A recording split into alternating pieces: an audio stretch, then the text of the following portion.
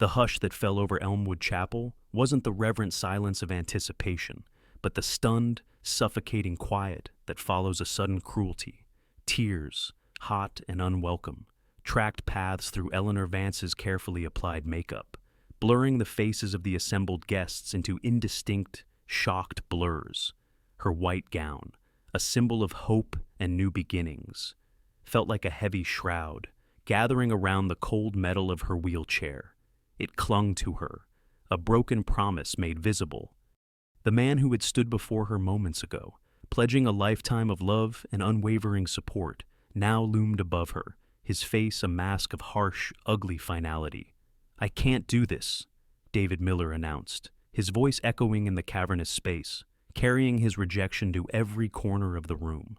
"I can't marry someone like her, just like that, in front of everyone she knew, everyone she had dared to hope would become family." Eleanor's world didn't just crack, it shattered. But sometimes, in the moments when we feel most broken, when the dreams we've held closest are ripped away, the most unexpected chapters of our story begin. And this was just the beginning of a journey neither Eleanor nor the city itself would ever forget. What does it take for a life defined by quiet strength to collide with a world built on fear and power? And what happens when the most feared man in the city sees not a burden, but a treasure? This is a story about shattered vows, a hidden past, and the unexpected places where we find true belonging and fierce protection. The echoes of David's cruel words seemed to hang in the air, a toxic cloud settling over the stunned silence. Eleanor, still grappling with the raw wound of his rejection, could only stare as the man who had promised forever turned away, his broad back a final, definitive statement.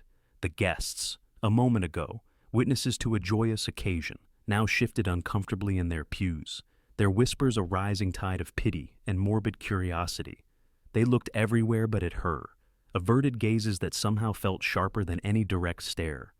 It was in this tableau of polite horror and averted eyes that the massive oak doors at the back of Elmwood Chapel burst open, the sound a concussive shock wave that cut through the hushed murmuring. A collective gasp swept through the chapel. Heavy, measured footsteps began to echo down the long aisle, deliberate and powerful. All heads swiveled towards the entrance, where a tall, imposing figure stood, silhouetted against the bright afternoon sun pouring in from outside. Even from this distance, partially obscured by the glare, an undeniable aura of danger emanated from him. It was a palpable presence, a stillness that felt more threatening than any overt movement. Who would dare interrupt a wedding, especially one ending in such public heartbreak? And why did his presence feel like the sudden, unpredictable shift in the weather, from calm skies to an approaching storm, as he stepped further into the chapel's softer, stained glass filtered light? Recognition, slow and chilling, dawned on many faces. Fear, cold and stark, bloomed in its wake. Thomas Sterling. The name itself was legendary, a whisper spoken with caution throughout the city. His reputation wasn't just based on rumors, it was etched into the very foundations of the city's underworld, a story written in consequences and undeniable power. What possible reason could the city's most formidable figure have for gracing a wedding with his presence? His movement down the aisle was less a walk and more a predatory glide, smooth and purposeful. His expensive black suit was immaculate, betraying nothing of the world he inhabited, and his face remained a mask, expressionless and unreadable. Behind him, two other men followed, their movements synchronized, their eyes scanning the room with unnerving efficiency. One was older, his face marked by a prominent scar that spoke of past battles. This was Gideon, his most trusted man. The other was younger, his eyes cold and assessing, his hand never far from the subtle bulge beneath his jacket, clearly armed. The wedding guests instinctively recoiled as they passed, a ripple of unease spreading through the pews. Parents pulled their children closer, shielding them from the palpable threat these men represented. Men instinctively stepped in front of their wives, a primal urge to protect against a danger they couldn't comprehend, let alone confront. David, who moments before had seemed so resolute in his cruelty, had gone completely pale. The color drained from his face, leaving him looking weak and insignificant. "Mr. Sterling," he stammered, his voice barely a whisper, a stark contrast to his earlier pronouncement. "I don't understand." Thomas Sterling didn't spare him a glance, didn't acknowledge his existence. His dark, intense eyes were fixed, not on the retreating figure of the groom, but solely on Eleanor, still seated by the altar, her tears momentarily halted by sheer shock. There was something in his gaze that none of the terrified onlookers could decipher, an intensity that went beyond the expected coldness of a man like him, something that hinted at a hidden depth, a purpose known only to him. Without a word, Thomas closed the remaining distance to the altar. He stood before Eleanor's wheelchair, a towering figure whose broad shoulders seemed to block out the light from the beautiful stained glass windows above. For one terrifying moment, Eleanor's mind, still reeling from David's betrayal, conjured horrifying possibilities. Had she unknowingly crossed this dangerous man? Did someone from her past owe him a debt she was now expected to pay? Was he here to punish her? Somehow, the city whispered stories of Thomas Sterling's ruthlessness. It wasn't a stretch to imagine violence following in his wake. But instead of reaching for her in anger or threat, he did the unexpected. Thomas Sterling, the man whose name caused people to cross streets, knelt down. He lowered himself until he was at her eye level, a gesture that disarmed and confused the onlookers even further. Up close, she could see the stark lines of hardship etched into his face, the small scar that ran along his jaw, the eyes that had undoubtedly witnessed, and likely caused, unimaginable violence. Yet, beneath the hard exterior, something else resided there, something she couldn't quite name, a flicker of something that contradicted the chilling stories she'd heard. "Eleanor," he said, his voice low and rough, as if her name was a foreign word on his tongue. It was the first sound he'd uttered since striding into the chapel, and it cut through the silence with surprising gentleness.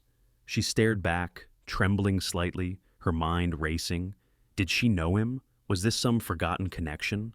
A muscle twitched in his jaw, the only sign of his internal state. "No," he answered simply, reading her unspoken question.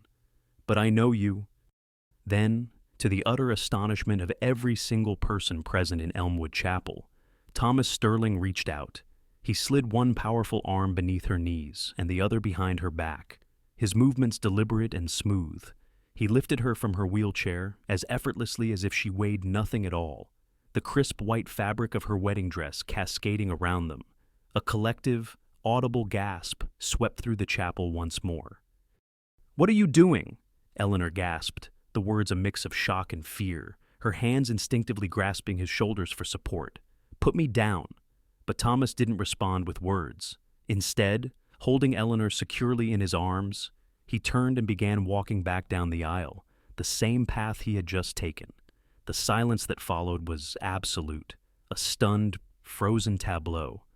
Not a single soul, not even David Miller, dared to protest as the notorious figure of Thomas Sterling carried away the abandoned bride, leaving behind a room full of bewildered, frightened witnesses. It was a moment that defied explanation, a sudden, drastic turn of events that ripped Eleanor from one nightmare and plunged her into an unknown reality. What kind of man was this, who would interrupt a public humiliation with such a bold, inexplicable act? And what did his intervention truly mean for Eleanor's future, carried out of Elmwood Chapel in the arms of the city's most feared man? Elena's world felt impossibly surreal. One moment, she was facing public humiliation and a shattered future. The next, she was being cradled against the chest of a stranger whose name struck fear into hearts. "My wheelchair," she managed to say, looking back over Thomas's shoulder, the practical concern, a strange anchor in the swirling chaos of her emotions. "I need my chair." Without breaking stride, Thomas spoke, his voice low, directed at the older man following them. "Gideon!" Gideon immediately moved with efficiency, folding the wheelchair with practiced ease and carrying it out behind them. Outside, the bright sunlight was a harsh contrast to the dimness of the chapel, making Eleanor squint. A sleek, black limousine idled at the curb, its tinted windows opaque, a driver standing at rigid attention by the open door. Everything was happening too fast to process the rejection, the profound embarrassment, and now this Bizarre, inexplicable rescue by a man whose very name was synonymous with danger. As Thomas approached the vehicle, still holding her, a wave of panic finally crested. "Please," she tried again, her voice trembling. "There's been some mistake. I don't know you." "I don't owe you anything." Thomas finally looked down at her, his expression unreadable behind the stoicism she now saw up close. His dark eyes gave away nothing. "No mistakes," he said simply, his voice firm.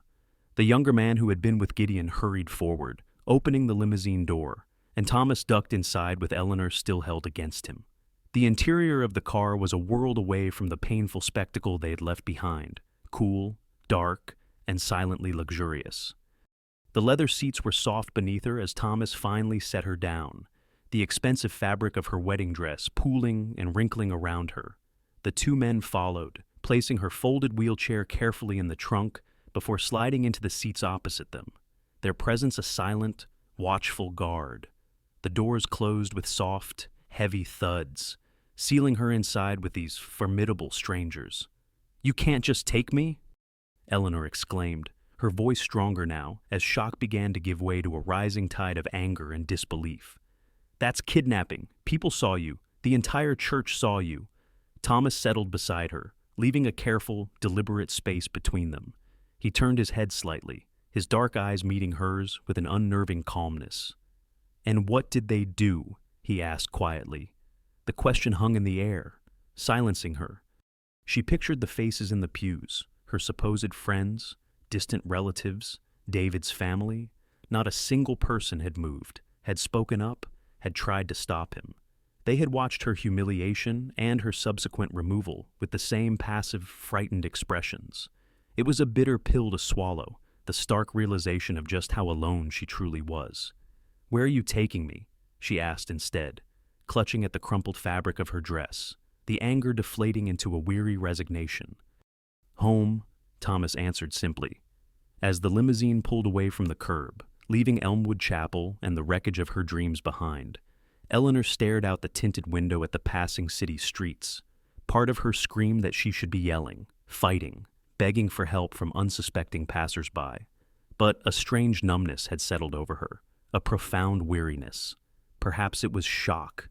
Or perhaps, in some twisted, unexpected way, any fate seemed preferable to returning to the empty apartment she had shared with David, surrounded by wedding gifts that now felt like mocking reminders of a life that had just crumbled to dust.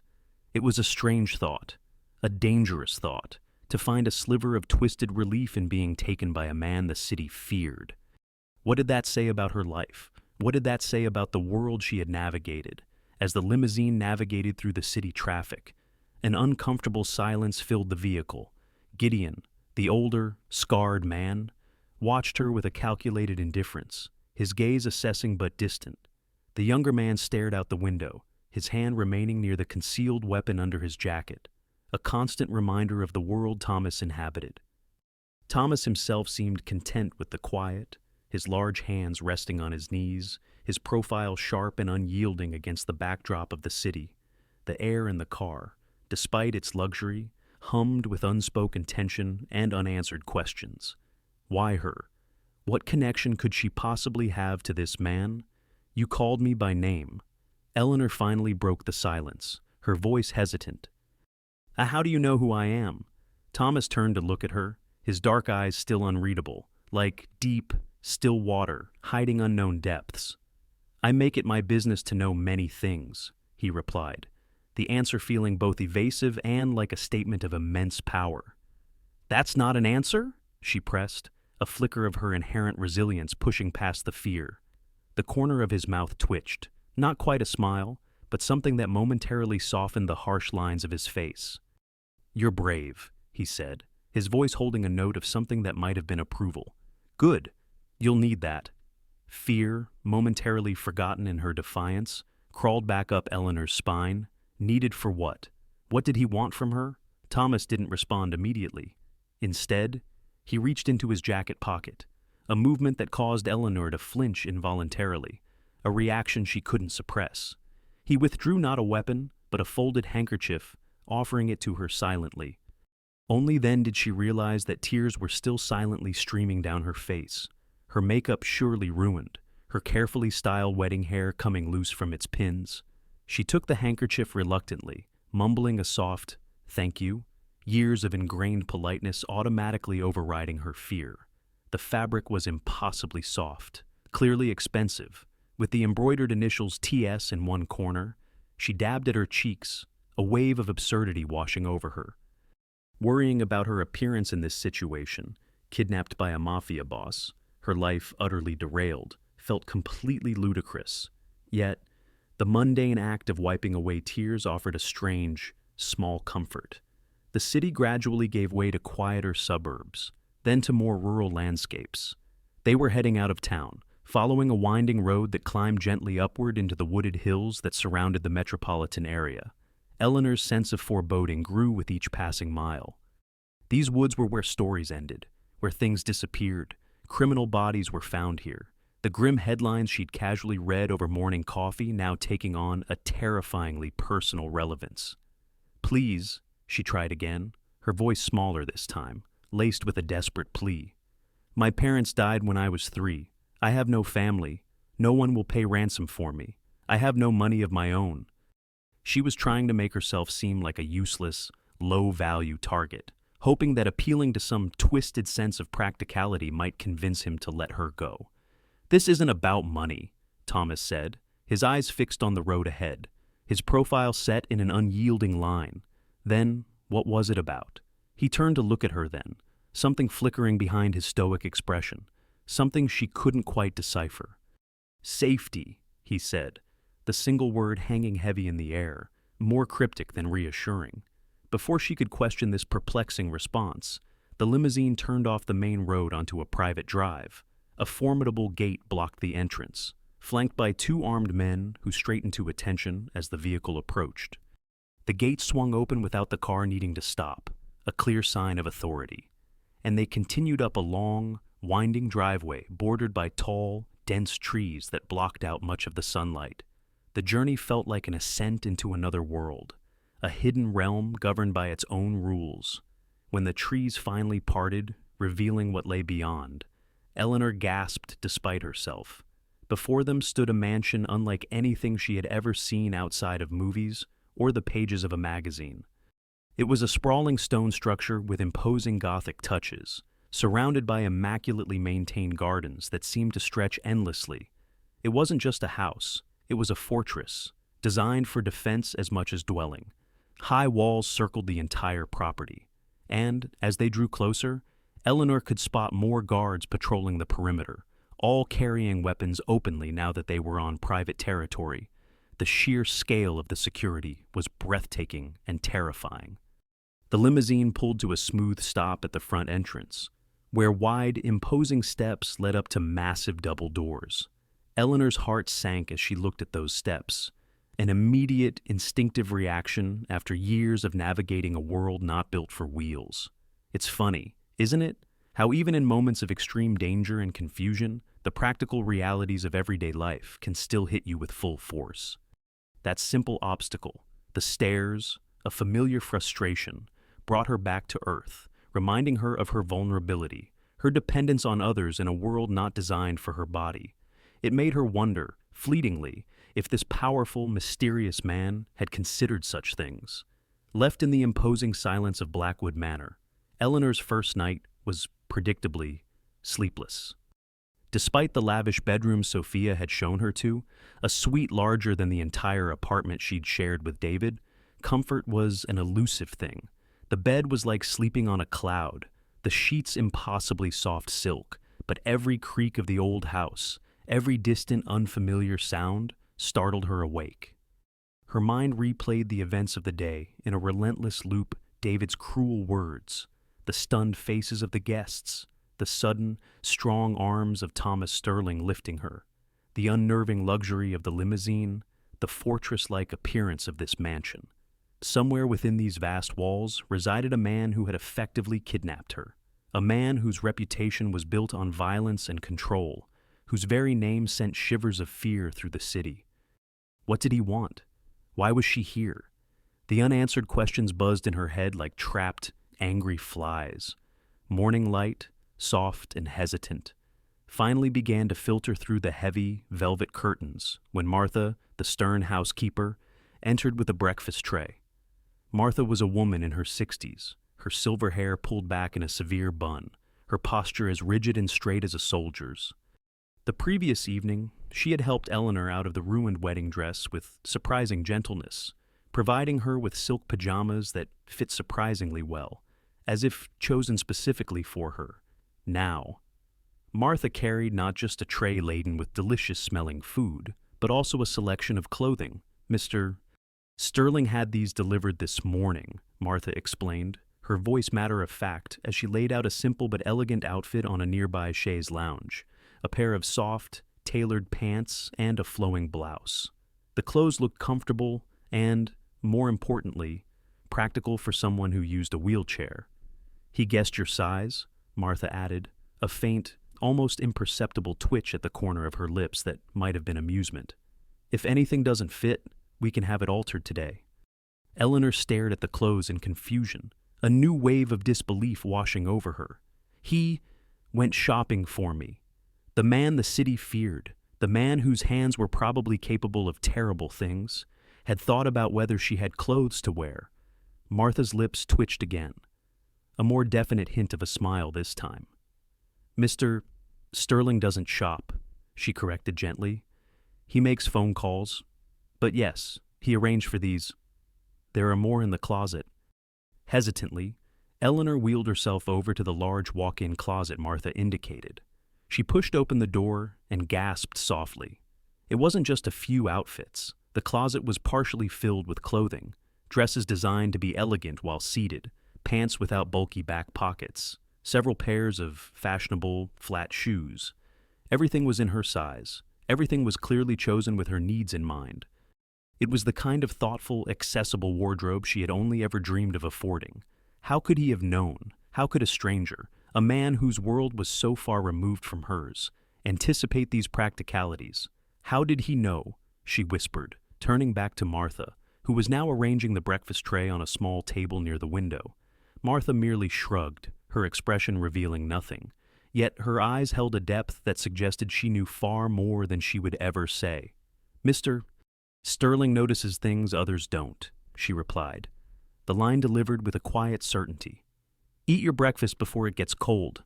The food was indeed delicious. Fresh fruit that tasted like sunshine, pastries still warm from an oven she hadn't heard, coffee brewed exactly to her liking, as if he knew her preference. Despite the terrifying circumstances, the emotional ordeal of the previous day had left her surprisingly hungry, and she found herself eating with a quiet desperation. As she ate, she gazed out the window at the extensive grounds surrounding the manor. The estate was even larger than it had appeared upon arrival, the manicured gardens eventually giving way to dense, imposing forest. In the distance, she could see figures patrolling the perimeter, guards, their movements precise and vigilant.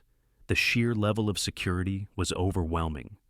"Is he keeping me prisoner?" she asked Martha, the question hanging heavy in the air. Martha, who had been quietly tidying the already immaculate room, paused in her movements. "The security isn't to keep you in, child," she said, her voice low and serious. "It's to keep others out. Others who—" Eleanor pressed, her mind immediately going to vague threats and unknown enemies. Martha's expression closed off, her professional mask firmly back in place. "Mr. Sterling has enemies," she stated simply. "Many enemies." "And why?" Eleanor thought with a flicker of defiance. "Should I be concerned about his enemies? Because now they are your enemies too," Martha answered, her voice devoid of drama but filled with a chilling truth. She moved towards the door. "When you're ready, I'll show you around. This will be easier if you don't think of yourself as a prisoner." "Oh, what should I think of myself as then?" Eleanor asked bitterly, the word prisoner feeling undeniably accurate, regardless of the luxurious surroundings. Martha considered this for a moment, her gaze steady and surprisingly kind. "A guest," she said, "a guest under protection, left alone." Eleanor looked at her wheelchair, then around the opulent room that now seemed both a sanctuary and a gilded cage. Outside these walls lay the world that had publicly discarded her. Inside was a dangerous man with unknown motives, a man who provided her with comfort and clothes while simultaneously holding her captive, for reasons she couldn't fathom. It was a deeply unsettling paradox. But Martha's last words lingered. "I have worked for dangerous men most of my life, Miss Eleanor," she had said quietly as she was leaving, a rare glimpse of something personal in her demeanor. "But I have never seen one keep childhood treasures in a box on his desk. Never seen one look at old photographs with such longing." The image of Thomas Sterling, the feared Thomas Sterling, looking with longing at old photographs was so incongruous, so unexpected, that it burrowed into Eleanor's mind, deepening the mystery surrounding the man who had carried her out of the chapel and into this heavily guarded, opulent unknown. Waking up in a room that felt both like a palace and a prison, Eleanor was determined not to succumb to passive fear. Martha had called her a guest under protection, but protection from what and why her with the sun now fully risen, casting long shadows through the ornate windows. She decided to explore. Rolling her wheelchair out of the luxurious suite, she began to navigate the vast, silent corridors of Blackwood Manor. It was like touring a museum, enormous rooms filled with art and antiques, a library where books stretched from the floor to the impossibly high ceiling, a conservatory overflowing with exotic plants. But as she moved through the space, a different kind of detail began to emerge, subtle and persistent. Martha joined her later that morning, guiding her through certain sections of the house, pointing out features that seemed almost unremarkable at first glance. "This entrance," Martha would say, her tone neutral, "it has a ramp alongside the steps," or "this hallway was designed for ease of movement." Eleanor began to notice them everywhere, not just obvious ramps, but wider doorways than usual, gentle slopes instead of abrupt thresholds, strategically placed furniture that allowed for clear paths. These weren't standard features of an old mansion. They were modifications, adaptations. They were changes made with someone like her in mind. A cold knot began to form in Eleanor's stomach. These accommodations, as Martha had called them, weren't recent additions. They were seamlessly integrated into the structure, suggesting they had been here for a long time. This wasn't a spur-of-the-moment decision by Thomas Sterling to bring her here. This implied planning, foresight, an anticipation of her presence that stretched back. How long? It was a deeply unsettling thought that her life, or at least her potential presence in this formidable house, had been factored into someone's plans years before she even knew he existed. It stripped away any remaining illusion that her arrival was a random act of mysterious rescue. As they entered a beautiful solarium filled with morning light, where a table was already set for lunch, Eleanor couldn't hold back the question that had been gnawing at her. "How long has he been planning this?" she asked Martha, her voice barely a whisper. Martha paused, her hands hovering over the place settings. "Planning what, child?" she replied, her expression unreadable. "Bringing me here," Eleanor clarified, gesturing vaguely around the room. "These accommodations, they weren't made overnight." Martha's face remained a mask, but her eyes held a flicker of something that Eleanor couldn't interpret, perhaps caution, perhaps something akin to sympathy. "Mr. Sterling has owned this house for many years," she said. "The accommodations, as you call them, have always been here. Always."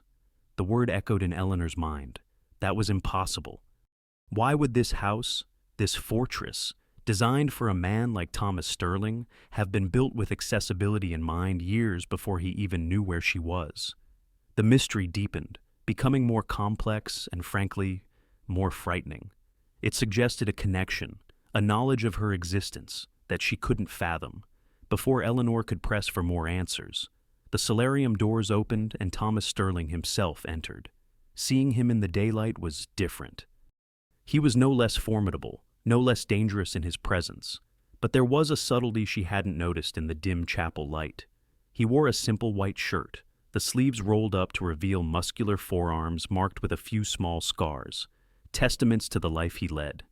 His dark hair was slightly damp, as if he had just showered. He looked almost human. "You're awake," he said, his deep voice filling the sunlit room. "Good. I hope you slept well." The sheer absurdity of his polite inquiry, following her effective abduction and sleepless night, filled with fear and confusion, struck Eleanor with sudden force. "Slept well," she repeated, the incredulity clear in her voice. You tear me away from my wedding, bring me to this place, and you ask if I slept well. A wedding that was already over," Thomas interrupted coldly, his voice cutting through her emotional outburst. "Or did you wish to stay and continue being humiliated?" Eleanor flinched as if he had physically struck her. The memory of David's rejection was still incredibly raw, a wound only hours old, and his words, though harsh, were undeniably true. She had been humiliated, abandoned, but that didn't give him the right to take her. "That wasn't your decision to make," she said, her voice smaller now, the defiance momentarily wilting. "You had no right." Thomas pulled out a chair at the table, seating himself across from her. Martha quietly disappeared, leaving them alone in the sun-drenched room. "Perhaps not," he conceded, a surprising admission that caught Eleanor off guard. "But it's done. You're here now, safe from what she wanted to scream, safe from the man who just kidnapped her." "You keep saying that," she said instead, her voice laced with frustration. "But you won't explain what danger I'm supposedly in." Thomas's jaw tightened, his eyes darkening. "The world is full of dangers for someone like you," he said, his tone hardening. "Someone like me?" Eleanor's eyes flashed with sudden anger, the residual pain of David's prejudice surfacing. "You mean, because I'm in a wheelchair, you think I don't know how vulnerable I am? I've lived with this body my entire life. Mr. Sterling, I don't need you to protect me from a world I've already been navigating for 26 years. It was a challenge, thrown back at him, a fierce assertion of her own strength and independence. What she didn't expect was the flicker of something that crossed his face in response, something that looked remarkably like admiration. How could a man like him, a man who dealt in power and control, show admiration for her defiance? It makes you wonder, doesn't it, about the kind of strength that truly matters and who is capable of recognizing it. Despite the unsettling realization that Blackwood Manor seemed almost prepared for her, a seed of doubt had been planted in Eleanor's mind. Why would Thomas Sterling, a man who operated in the shadows and built an empire on fear, anticipate the needs of someone like her, years in advance?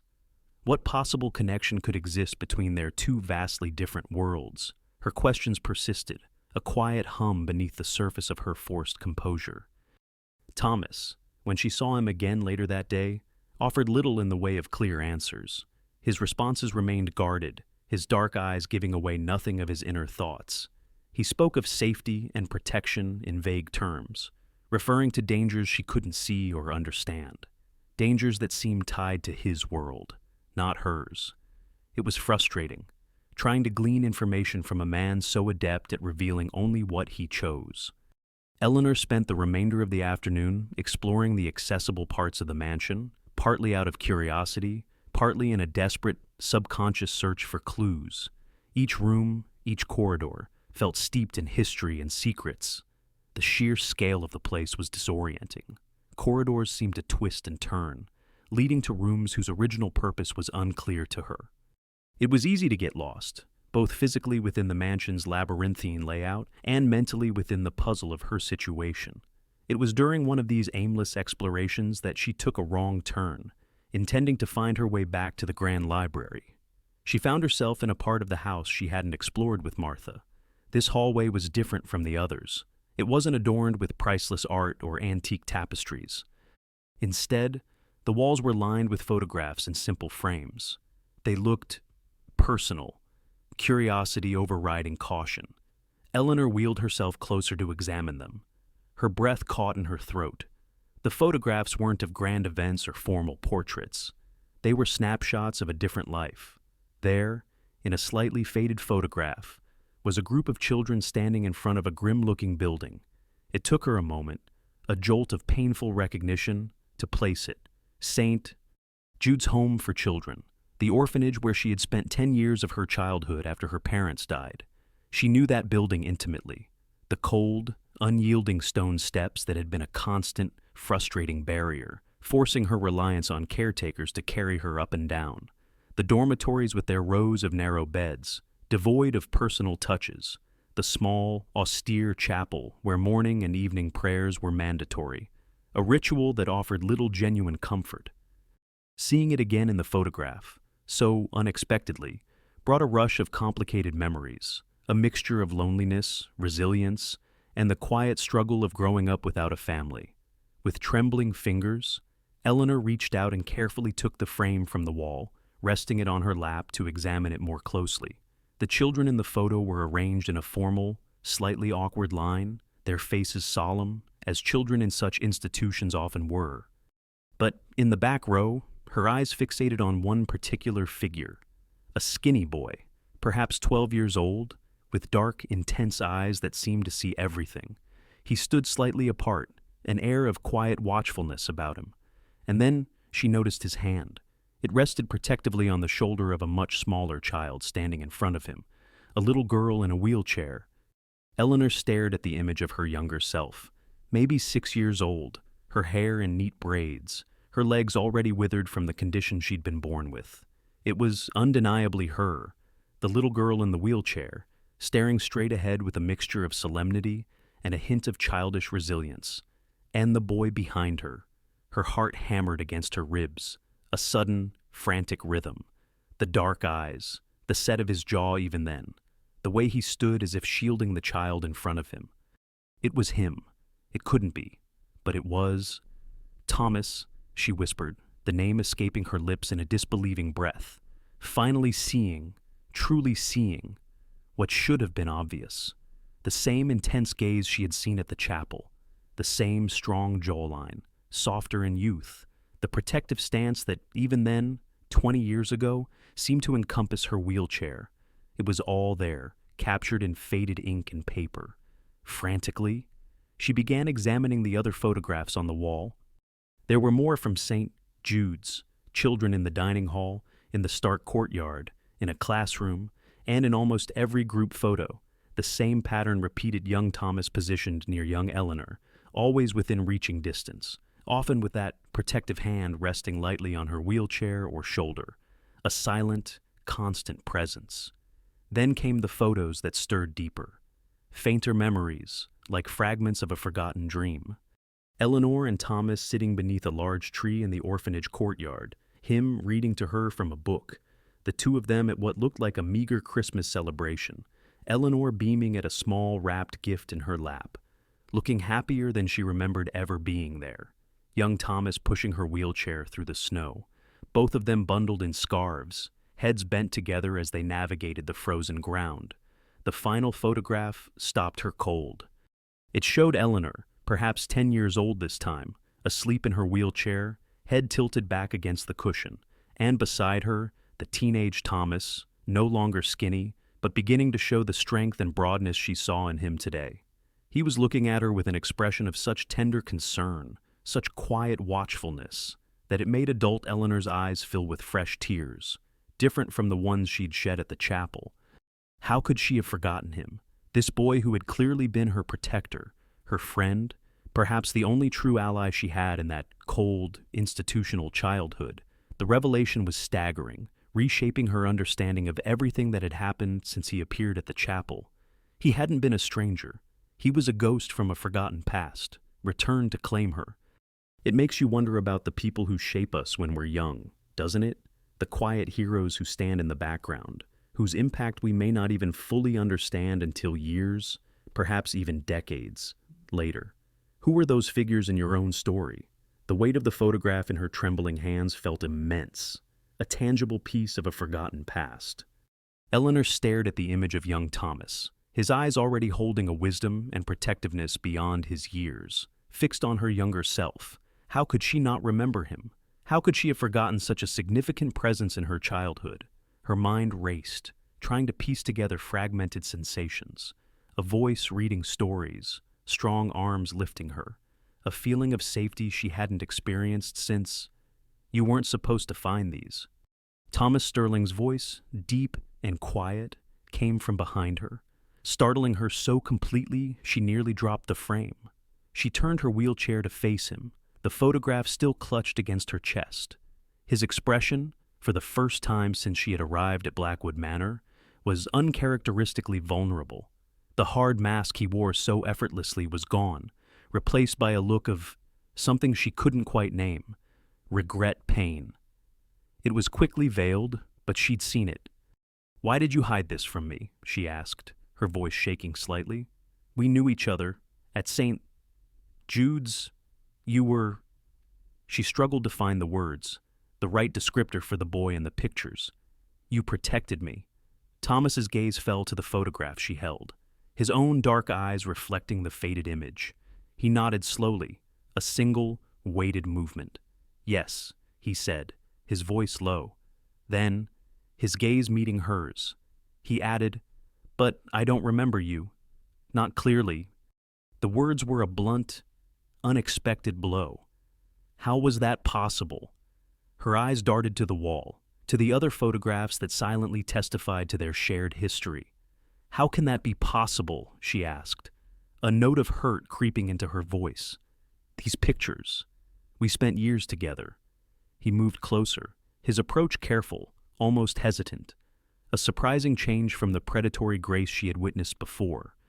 Gently, he took the frame from her hands and returned it to its place on the wall, his touch unexpectedly soft. He sighed, a heavy sound that seemed to carry the weight of years. "They gave you medication at the orphanage," he began, his voice still quiet, but the vulnerability starting to recede, replaced by a familiar, guarded tone. "For pain," they said. He paused, looking out a nearby window, his back partially to her. "But it affected your memory, made the edges blur, made things harder to hold on to." Eleanor's brow furrowed in confusion. Medication. She remembered being sick sometimes, times of discomfort and pain, but nothing that she thought would erase years of her life. "And later," Thomas continued, turning back to face her, his expression hardening, the mask descending once more. "It was better that you forget me." Better. Eleanor's voice rose, a mix of confusion and rising hurt. "How could it possibly be better to forget someone who obviously cared for me, someone who stood by me?" The photographs on the wall seemed to cry out against his words. "Why didn't you tell me when you saw me at Elmwood Chapel?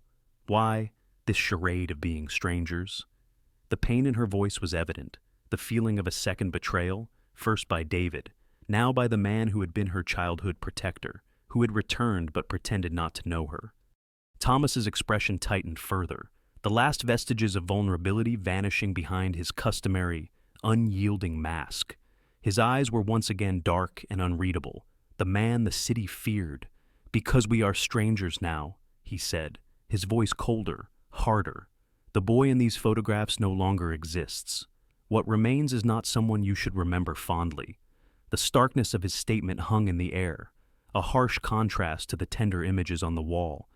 He was dismissing his past, dismissing their connection, dismissing the boy who had clearly cared for her. "That's for me to decide," Eleanor insisted, her own resolve firming. She wouldn't let him erase their shared history, not when she had just rediscovered it. "You owe me the truth, all of it." For a moment, the tension in the air was thick, a silent battle between her demand for honesty and his instinct for concealment. She thought he might refuse, might retreat fully behind the cold authority he wore so comfortably. Instead, he sighed again, the sound weary rather than frustrated. He looked, for a fleeting second, much older than his years. "Come," he said, the single word an invitation and a command. "If you want the truth, I'll show you where it began." He turned and began to move deeper into the mansion, away from the hallway of photographs, leading her toward a different part of the house, a part she hadn't seen before. Eleanor followed, her heart pounding with a mixture of trepidation and a fierce need to understand. The boy who protected her had become this man, a man of power and danger, and he was about to reveal the path that had led him from St.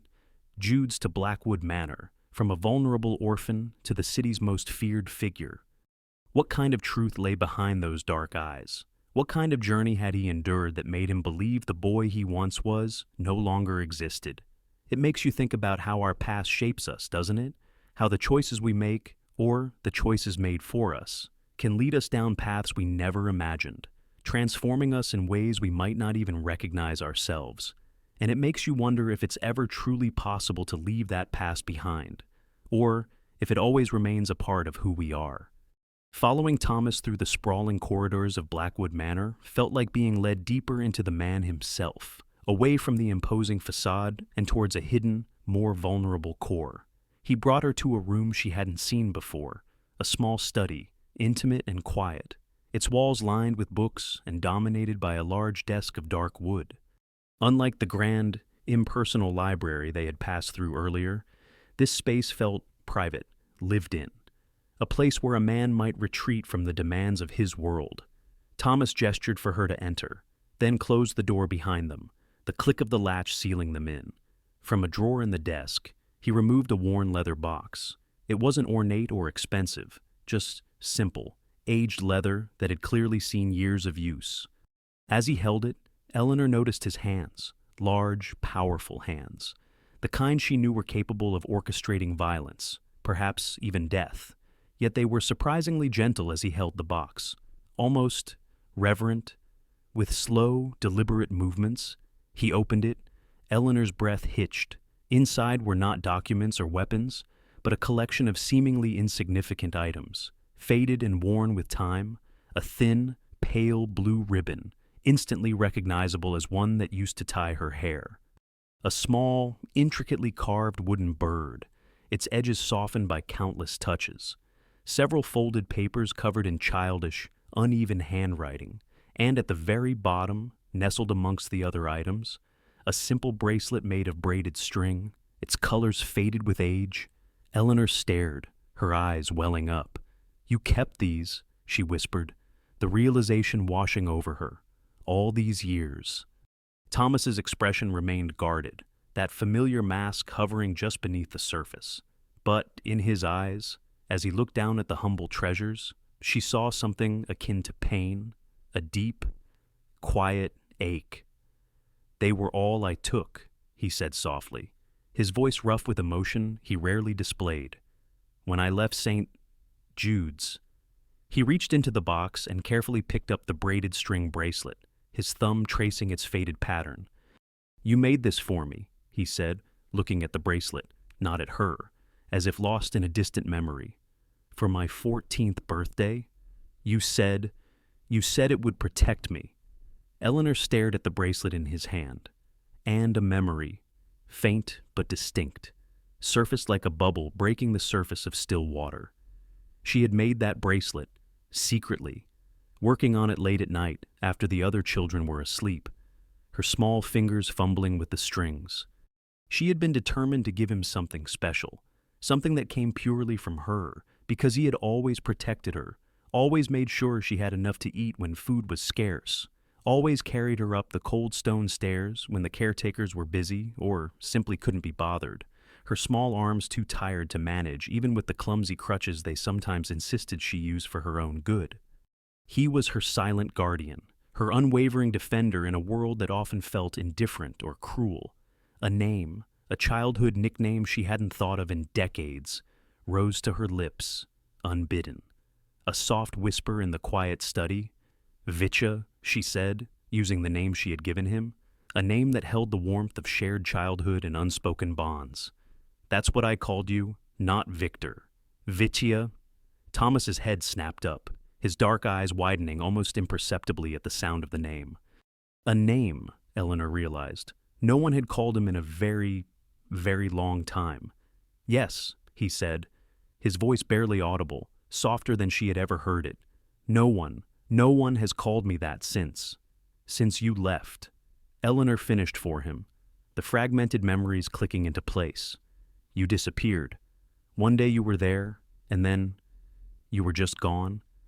She frowned, trying to recall what they had been told at the orphanage. "They told me you ran away, that you abandoned the orphanage." "Abandon me." Thomas's jaw tightened, the brief moment of softness vanishing, replaced by a familiar hardness. Though edged with something that looked like pain, "They lied," he stated flatly. "Then what happened?" Eleanor demanded, needing to understand the 20 years of silence, the years she had believed he had simply left her behind. "Why did you leave me alone there?" He set the box of treasures carefully aside and moved to the window, looking out at the vast grounds, his back to her. His hands were clasped behind him, his posture rigid. "I was 14, he began, his voice distant, as if recounting a story about someone else, a boy he no longer knew, the director of St. Jude's, Father Mayle. You remember him?" Eleanor nodded, a shiver going down her spine at the memory of the stern, cold man who had run the orphanage less like a home and more like a harsh, unforgiving institution. He had arrangements. Thomas continued, his voice hardening, laced with old, bitter anger. With certain men in the city, men who were looking for young boys to employ. His voice was flat, devoid of emotion, yet the implication was chilling. Boys who wouldn't be missed, boys with no families to ask questions. Eleanor's hand flew to her mouth, a wave of nausea rising. He was talking about selling children. "Not selling," Thomas said, as if reading her horrified thoughts, though his back was still to her. "Placing in apprenticeships. That was the official term." His voice was laced with a searing bitterness. I had caught his attention because I was strong, defiant, the kind who might survive on the streets. He called me to his office that day and told me I would be leaving with a man named Kuzman, a businessman who needed young men with potential. He turned back to face her, his expression a complex, painful mixture of past rage and present resignation. I knew what kind of business Kuzman was in. Everyone in the orphanage whispered about the boys who left with him, and came back years later driving expensive cars, wearing gold watches, if they came back at all. The Mafia, Eleanor whispered, the pieces of the puzzle, the dark rumors, the fear surrounding Thomas Sterling, clicking into a terrifying place. He was recruiting for the Mafia. Thomas nodded, a grim confirmation. I told Father Mayle I wouldn't go, that I needed to stay at St. Jude's. He paused, his dark eyes finding Eleanor's across the room. He laughed, and said, I had no choice. And then, he said if I refused to go with Kuzman, he would make other arrangements. For you. Eleanor froze, her blood running cold. Not with Kuzman, of course. Thomas's voice was a low growl, filled with suppressed fury at the memory of the threat. But there were other business associates who might find uses for a pretty little crippled girl. The casual cruelty, the terrible threat leveled at a child, made Eleanor feel ill. So, he went. To protect me? It makes you wonder about the impossible choices people are forced to make, doesn't it? About the weight of responsibility placed on shoulders far too young, and the dark paths they might walk out of love and desperation. And it makes you realize that sometimes the greatest sacrifices are the ones no one else ever knows about. Standing in that quiet study, surrounded by the silent witnesses of his past, the worn leather box, the faded treasures, the heavy air of unspoken history, Thomas Sterling, the feared figure, seemed smaller, younger. For just a moment, he had shared the terrible choice he was forced to make at 14, the sacrifice of his own innocence to protect her. But what had that choice cost him? What had his life become after he walked out of St. Jude's with Kuzman, the man who recruited for the shadows? What happened to you with Kuzman? Eleanor asked softly, her voice full of a hesitant compassion. Thomas's expression closed off slightly, the familiar mask beginning to descend. The vulnerability receded, replaced by a steely hardness. I learned the business, he said, his voice flat, dispassionate, as if describing someone else's life. I was good at it, strong, smart, willing to do whatever was necessary to survive. He spoke of it like a trade learned, a skill honed, devoid of the moral weight that Eleanor felt simply hearing about it. Kuzman became a father to me, in his way, taught me everything he knew, and when he was killed 7 years ago. He paused, his gaze distant, reflecting on a past steeped in violence and loss. I took over his territory, built it into something bigger. Eleanor felt a chill. The notorious reputation of Thomas Sterling, the power he wielded, the fear he inspired, it all made sense now. The skinny, protective boy from the orphanage had become the most feared man in the city.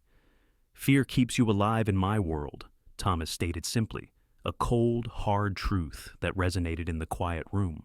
Then, his voice softened, the hardness lessening just enough to reveal a deeper layer of his story. "I kept track of you," he admitted, turning from the window to face her fully. "Made sure you were safe, that you had opportunities when you left St. Jude's at 18. Eleanor's mind reeled. He had been watching her all this time. "I arranged for the apartment you thought was a stroke of luck," he continued, revealing the hidden strings that had guided her life. "The scholarship to community college, the job that seemed to fall into your lap, the independence she had worked so hard for, been so fiercely proud of. It hadn't been solely her own doing. It had been silently orchestrated by the man standing before her, a puppet master she never knew existed. It was a bewildering, almost disorienting revelation. Her entire adult life, the foundations of her perceived freedom, had been built on his hidden actions. "You've been watching me all this time?" she asked, the question a mix of astonishment and a strange, unexpected sense of being cared for, even from a distance. "Protecting you," Thomas corrected, his dark eyes steady. "From a distance, as I promised that day. A promise made to a child, a promise that had shaped the trajectory of his entire life. But you never showed yourself," Eleanor pressed, a note of hurt creeping into her voice. "Never spoke to me, until yesterday. 20 years of shadows and secrets, of a silent, unseen guardian. Why now? Why break the pattern? Why come for her at Elmwood Chapel?"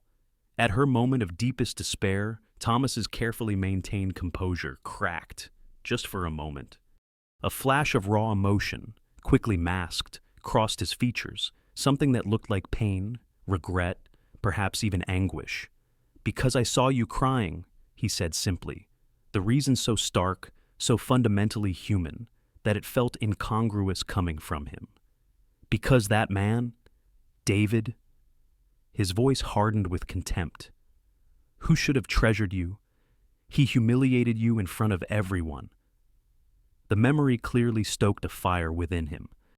"And I remembered a promise I made," he finished, his voice growing rough with emotion, "to a little girl in a wheelchair 20 years ago." "What promise?" Eleanor asked, though a part of her already knew, a deep, intuitive understanding settling in her heart. That no one, Thomas Sterling, the feared, the powerful, the man of violence, said, his voice thick with feeling, "would ever hurt you again, not while I lived." The silence that followed was heavy, weighted with 2 decades of separation, sacrifice, and a protection so profound, its cost was immeasurable. Eleanor looked at the man before her, trying to reconcile the hardened, dangerous figure with the boy who had read her stories and defended her from bullies. Both were real. Both were Thomas. His empire, his power, his very identity had been forged in the crucible of that childhood promise. He had become this formidable force not for wealth or glory, but to build walls high enough and power strong enough to ensure the safety of the little girl he had left behind.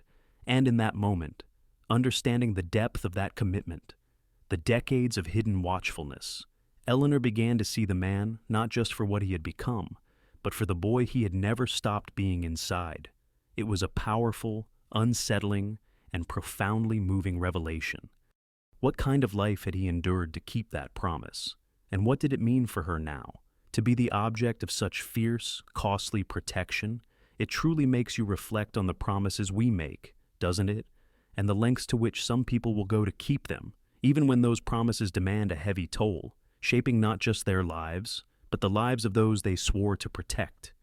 The air in the study was thick with unspoken emotion, with the weight of 20 years of hidden truth and costly protection. Thomas Sterling, the man who had just revealed the depth of his sacrifice, the man who carried faded childhood treasures in a worn box, stood before Eleanor, his formidable presence softened by the raw vulnerability in his eyes. He had confessed that his entire empire, the fear he commanded, was built upon a promise made to a little girl. And in that moment, Eleanor saw not just the feared figure, but the boy, the protector, the heart he had desperately tried to keep hidden. So, now what she asked softly, the question hanging between them, heavy with the implications of his confession. You've rescued me from humiliation, brought me to your fortress. Is this how it ends me, living here as your, what ward responsibility prisoner? Thomas's expression softened further, a rare sight she suspected few people in his world ever witnessed. He took a step closer, the space between them shrinking, filled not with tension, but with a fragile possibility. None of those things. Eleanor, he said, his voice gentle, you're free to leave whenever you wish. I would provide you with anything you need, a new home, financial security, whatever would make you happy. My protection would continue, but from a distance, as before. It was an offer of freedom, of a future built on the security his power could provide. But it still felt like a form of separation, a return to the unseen guardianship he had maintained for 2 decades. Then, why bring me here at all? Eleanor pressed, genuinely confused.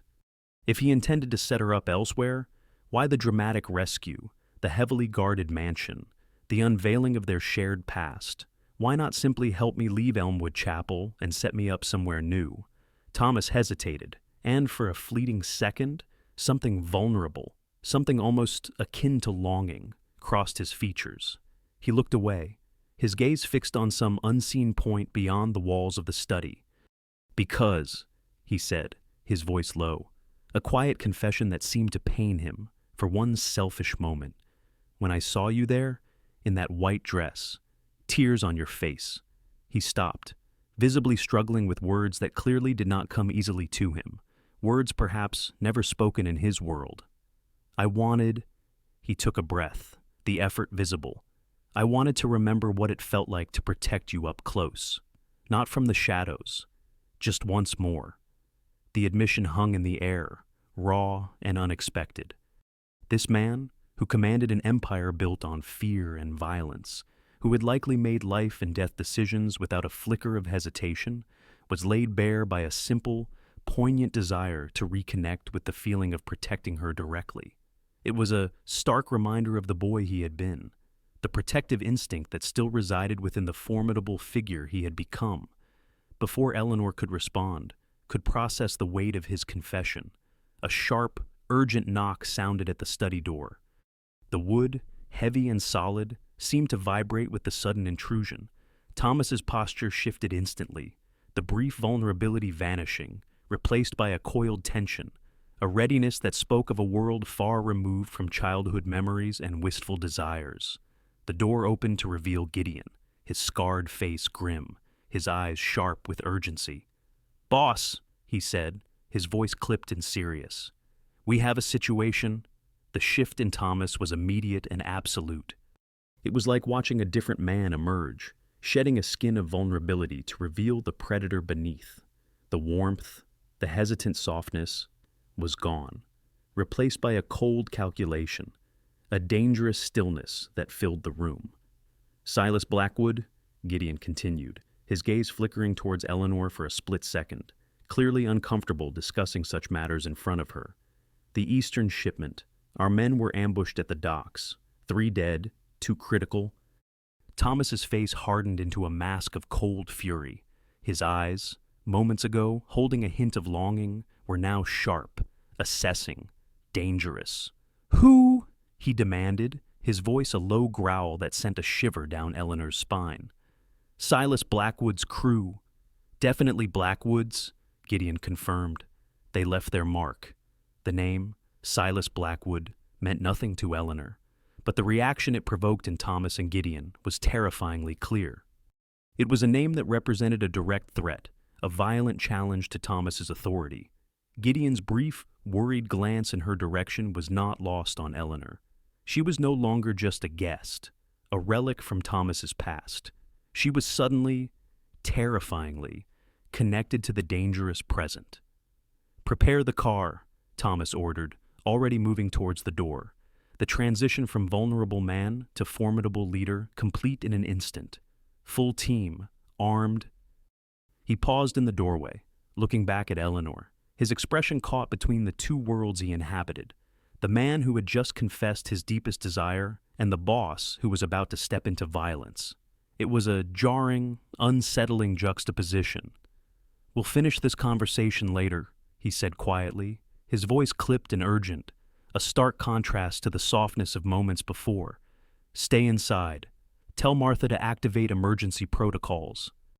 And with that, he was gone, Gideon at his heels, the door closing behind them, leaving Eleanor alone with the weight of his revelations and the terrifying realization that the dangers of his world had just collided, head first, with hers. She was not just under his protection, she was, in some way she didn't yet understand, the reason for the conflict. What did Silas Blackwood know, and what did he want? It makes you realize how quickly life can change, doesn't it? How a moment of profound emotional connection can be shattered by the harsh realities of the outside world, and how the people we care about can carry dangers with them that become our own. And it leaves you wondering, what happens when the protector has to face the darkness he swore to keep from you? The sound of the study door closing felt strangely final, sealing Eleanor in the silence left behind by Thomas's urgent departure. One moment, they were bridging the chasm of 2 decades, laying bare the hidden truths of his life and his unwavering protection, and the next, the brutal reality of his world crashed in. The subtle hum of the mansion's activated security systems filled the void, distant sounds of metal shutters descending, the click of electronic locks engaging. Thomas was gone, off to confront a danger she couldn't see, a danger that now, inexplicably, involved her. Minutes later, Martha appeared in the doorway, her usual composed demeanor subtly strained. The rigidity of her posture was still there, but her eyes held a flicker of genuine concern. "Come, child," she said, her voice gentle but urgent, a stark contrast to the stern tone Eleanor was accustomed to. "When there's trouble, we move to the secure rooms." Trouble. The word, delivered so calmly, felt chilling. Was it dangerous here? Eleanor asked, although the activated defenses and Martha's serious expression provided a clear answer. Martha's expression remained grim. "Mr. Sterling has enemies," she repeated, the truth now heavier, more immediate. "Today, they have made a move against him." She didn't elaborate on the nature of the move, but the implication was clear. Violence was unfolding somewhere beyond these walls.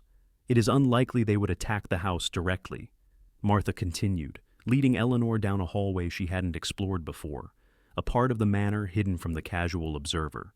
"But we take no chances."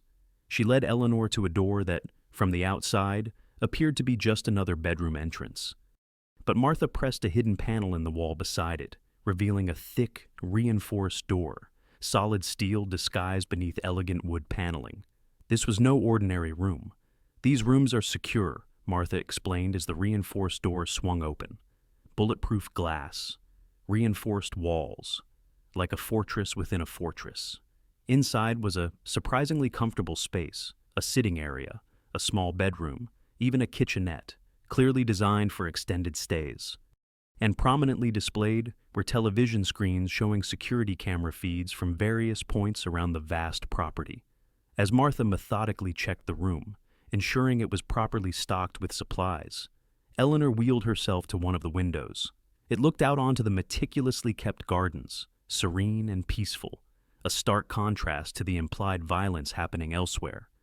But the glass wasn't ordinary. It was thick, bulletproof, a silent barrier between the tranquility within and the potential danger without. "How often does this happen?" Eleanor asked, watching the calm scene on the monitors, the guards patrolling the perimeter with a new, heightened alertness, their weapons visible now, no longer discreetly concealed. "Not often," Martha replied, her hands busy with her task. "Mr. Sterling usually prevents threats before they become actions. This attack, it is unusual, bold." Eleanor watched the older woman, admiring her quiet strength and composure in the face of potential danger. Martha wasn't just a housekeeper. She was a woman who clearly understood the world Thomas Sterling inhabited, a world of hidden threats and sudden violence. "You've worked for him a long time, haven't you?" Eleanor observed. Martha nodded, a faint, distant look in her eyes. "Since he first acquired this house, 10 years ago. He was very young then, just beginning to build his empire, but already formidable." Eleanor hesitated, gathering her courage to ask the question that had been lingering since Gideon's urgent message. "Did you know," she asked softly, "about me, about our history?" Martha paused in her tasks, turning to regard Eleanor with careful assessment. Her expression was unreadable, a practiced neutrality that revealed little. "He told me," Martha finally said, her voice low, deliberate. There was a girl from his childhood who must be protected at all costs. Eleanor's heart constricted at the words, that accommodations should always be ready for someone in a wheelchair, should the need arise. Martha's expression softened slightly then, a rare glimpse of the woman beneath the stern exterior. "I have worked for dangerous men most of my life, Miss Eleanor," she said, her voice holding a quiet weight of experience. "But I have never seen one keep childhood treasures in a box on his desk, never seen one look at old photographs with such longing." It was a powerful affirmation of what Eleanor had just learned, a confirmation from someone who had seen Thomas Sterling in ways few others had. "He's a criminal," Eleanor said, more to herself than to Martha, the reality of his world crashing down on her again. "He hurts people, probably kills them."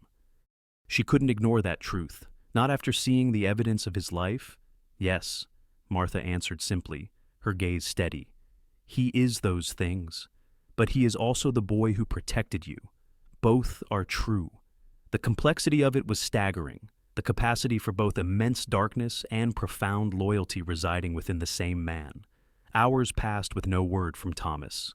The secure room, designed for comfort during a crisis, felt increasingly stifling. Eleanor watched the security feeds, seeing the guards patrol the perimeter with unwavering vigilance, a silent testament to the unseen danger lurking outside. Martha brought food, attempted to distract her with conversation about the gardens or the history of the house. But Eleanor's thoughts remained fixed on Thomas, on the boy she barely remembered and the dangerous man he had become. Where was he? Was he safe? The not knowing was a heavy burden, a new kind of fear she hadn't anticipated. It was well past midnight when the security cameras finally showed movement at the gates. A convoy of black SUVs, familiar shapes in the darkness, roared up the long driveway, a sign of returning forces. Eleanor's heart clenched with a mixture of relief and dread. As they pulled up to the mansion entrance, she watched intensely, searching for him. And then she saw him emerge from the lead vehicle, Thomas Sterling. But something was wrong. His white shirt was stained, dark patches that could only be blood. He moved stiffly, one hand pressed to his side, while Gideon and others formed a protective circle around him. "He's hurt," Eleanor gasped, the words torn from her, turning to Martha, who was already moving towards the reinforced door, her face now truly troubled.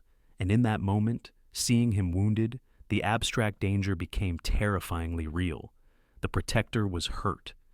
The man who had promised to keep her safe was himself in peril.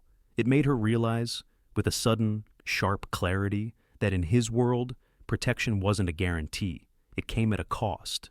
And perhaps, in some unforeseen way, his greatest vulnerability wasn't his enemies, but the promise he had made to a little girl long ago. Seeing Thomas on the security feed, wounded and moving with obvious difficulty, sent a jolt of fear through Eleanor that was sharper, more immediate than any she had felt since arriving at Blackwood Manor. He was the protector, the unassailable force, and seeing him vulnerable was unsettling in a way she hadn't anticipated. "He's hurt," she cried out, turning to Martha, her voice filled with urgent concern. Martha, her face troubled, was already moving towards the secure room door. "Stay here," she ordered, her voice firm but gentler than usual. "I will check on him and let you know." But Eleanor couldn't stay. The idea of him being injured, alone or only with his men, after all he had revealed, after the lifetime of silent protection he had given her, was unbearable. "I want to see him," she said immediately, her resolve hardening. Martha hesitated, her gaze searching Eleanor's face. "He is not in a state to receive visitors," she explained, her voice low, hinting at things Eleanor couldn't fully grasp. "When men like Mr. Sterling return from battle, they are not always themselves." It was a veiled warning, a glimpse into the dark realities of his world that he usually kept hidden from her.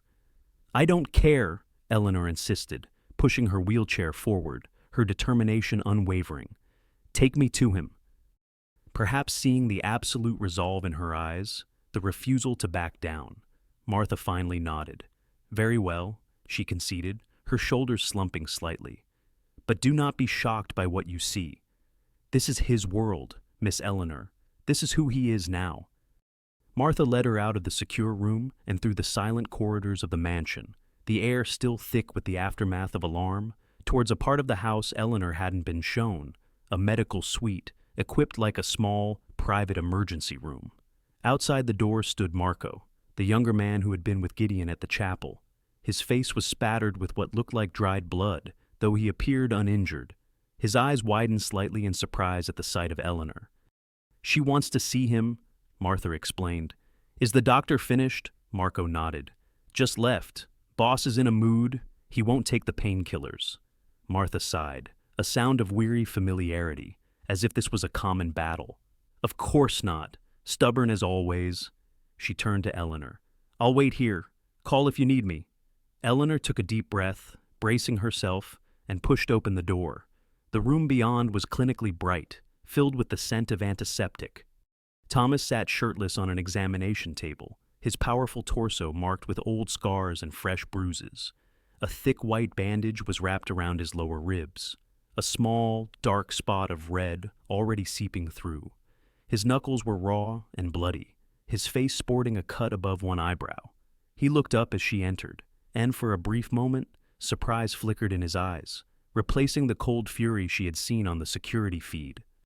"You shouldn't be here," he said, his voice rough, a low growl of pain and something darker, something she couldn't quite decipher. "Not when I'm like this." He seemed exposed, raw.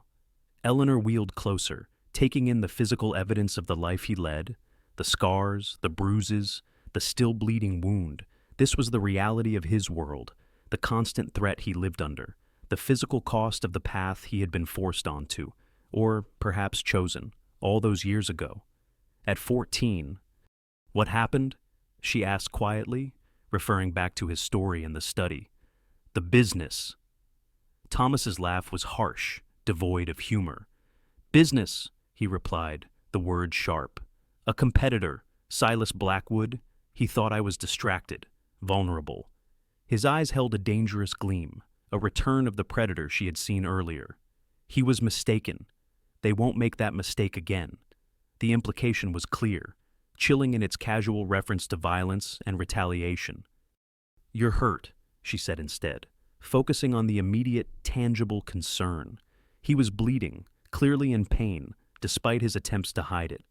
"It's nothing," Thomas dismissed, though his rigid posture and the tension in his jaw betrayed the truth. "A scratch." Eleanor moved closer still, stopping directly in front of him, her wheelchair bringing her gaze to his level. From her seated position, she had to look up to meet his eyes, a familiar perspective for her, but perhaps one he hadn't experienced often from someone like her.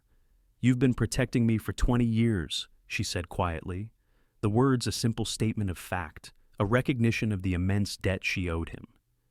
"Maybe it's time someone looked after you for a change."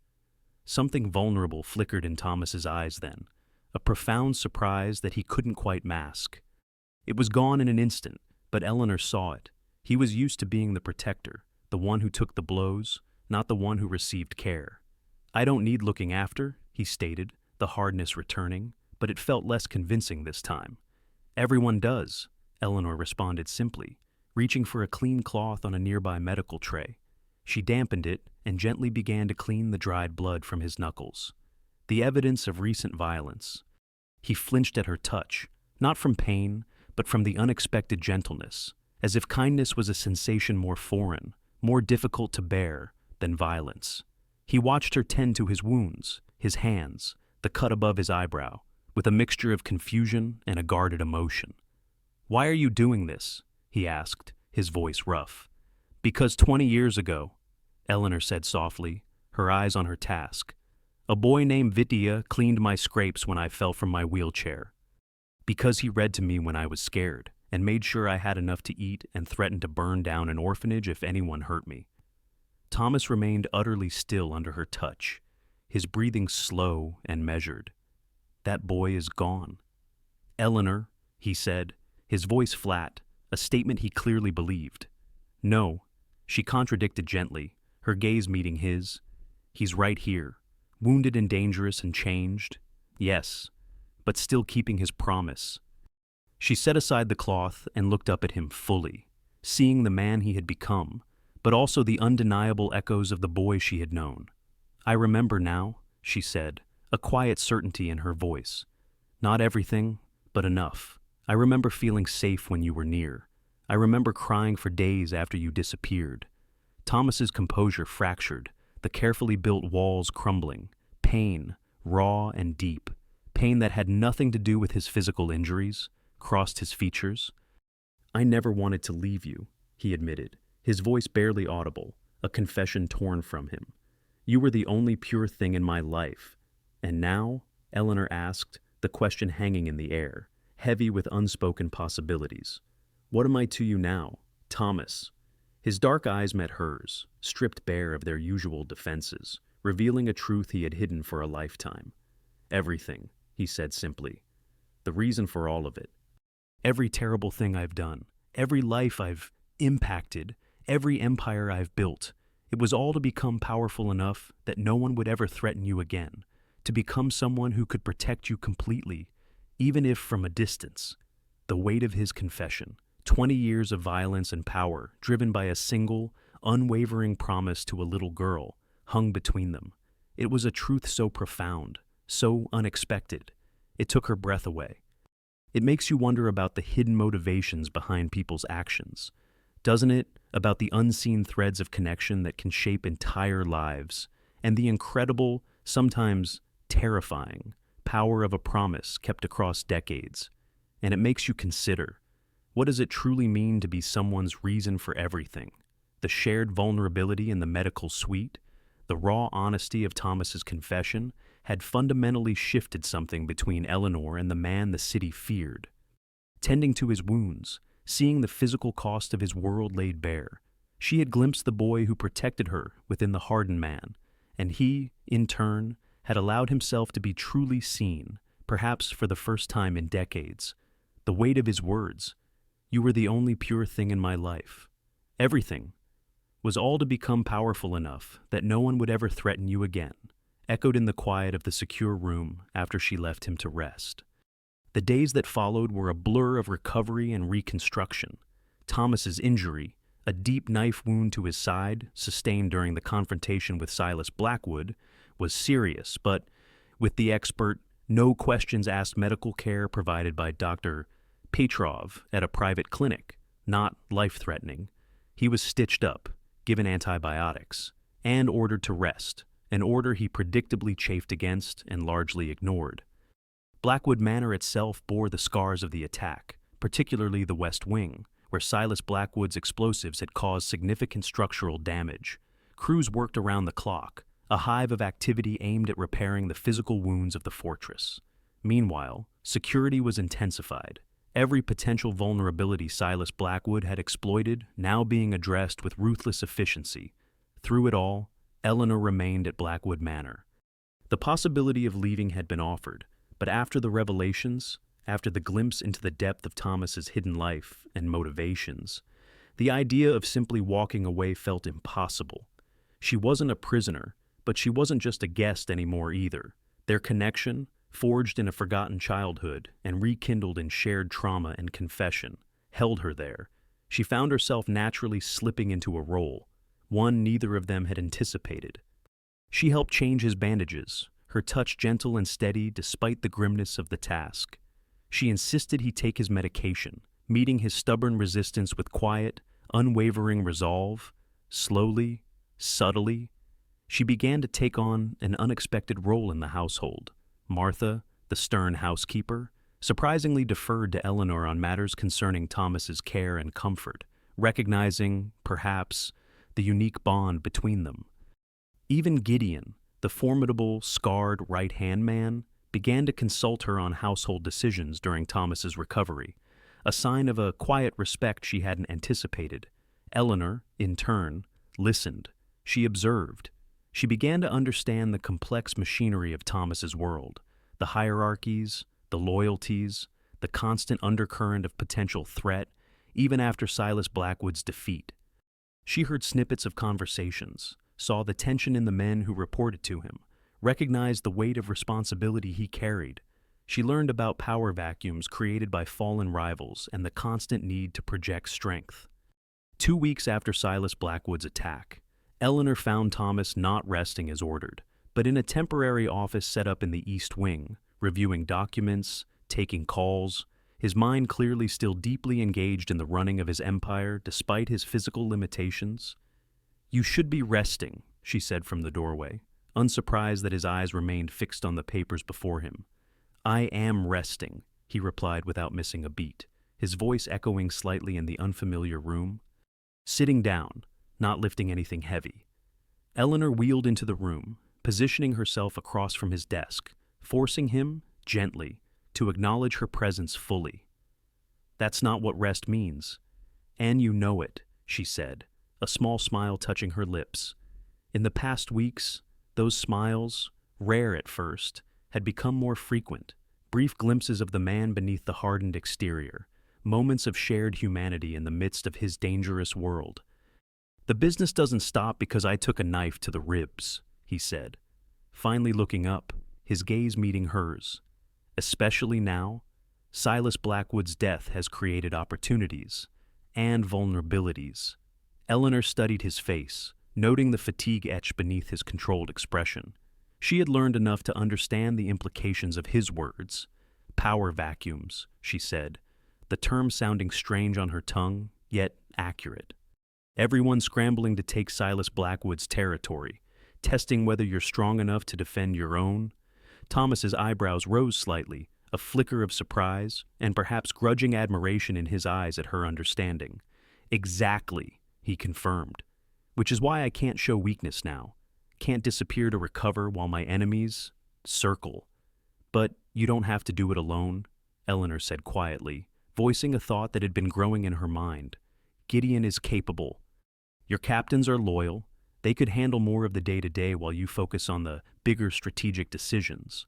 Thomas set down his pen, leaning back in his chair, really looking at her now, not just as the woman he protected, but as someone who saw his world, and saw him with unexpected clarity. "When did you become so knowledgeable about Mafia power structures?" he asked, his tone caught between amusement and a deeper, more serious consideration. "I listen," Eleanor replied simply. "I observe, and contrary to what you might think, I'm not naive about what you do. I've accepted that this is your world, Thomas." It was a significant statement, an acknowledgement of the darkness that defined so much of his life. "I'm just suggesting you find a better balance within it." Something shifted in Thomas's expression, a recognition that seemed to surprise even him. "You're right," he admitted after a moment, his voice low. "I've always handled everything personally. Trust has never come easily." "Because of Silas Blackwood?" Eleanor said, understanding dawning, his betrayal. "It made it hard for you to delegate, to rely on others." Thomas nodded slowly, a silent confirmation of a deep-seated wound that went beyond the physical. "You see too much," he said, but there was no accusation in his voice, only a kind of wonder, as if he was still adjusting to the profound experience of being truly seen by another person, especially by her. "Speaking of seeing things," Eleanor continued, gathering her courage for the conversation they had both been subtly postponing, the conversation about what comes next. "You said we needed to talk about that, for us. I think it's time for that discussion."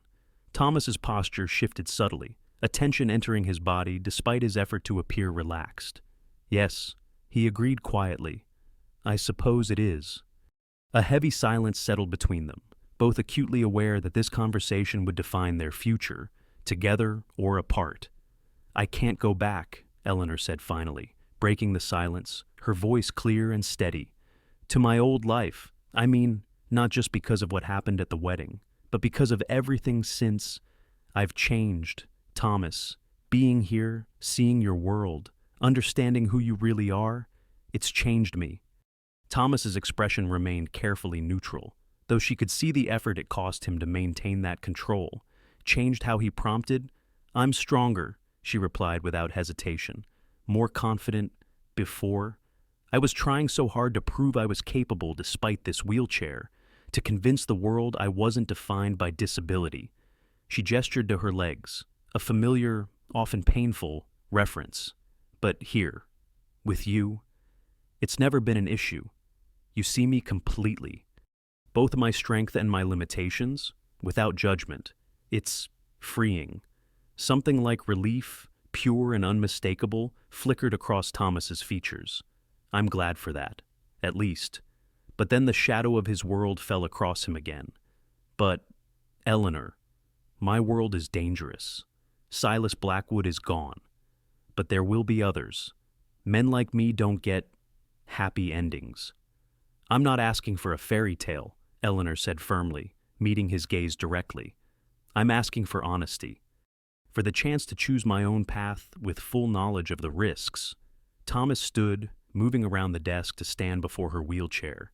He lowered himself carefully to one knee, bringing them eye to eye, a gesture of profound respect and equality that moved her deeply.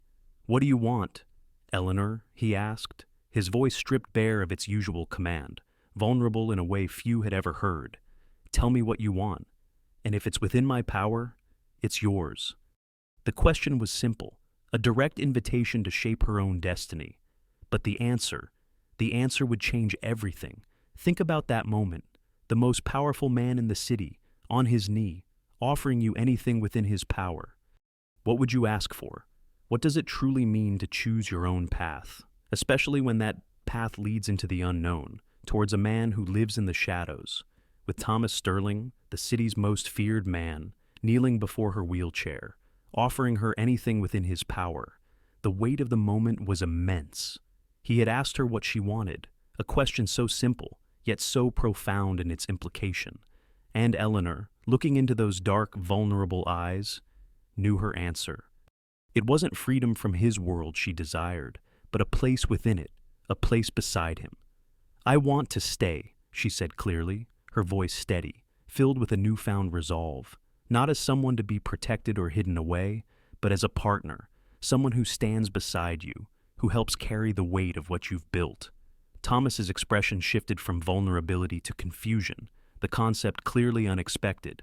A partner, he echoed, standing slowly, his gaze searching hers. In what sense? In every sense, Eleanor replied steadily, meeting his gaze without hesitation. Personal and professional. Thomas stared at her, then, genuine shock breaking through his carefully controlled exterior. Professional, he repeated, the word sounding alien in this context. You can't mean— I do, Eleanor interrupted, her conviction firm. I've seen how your world works.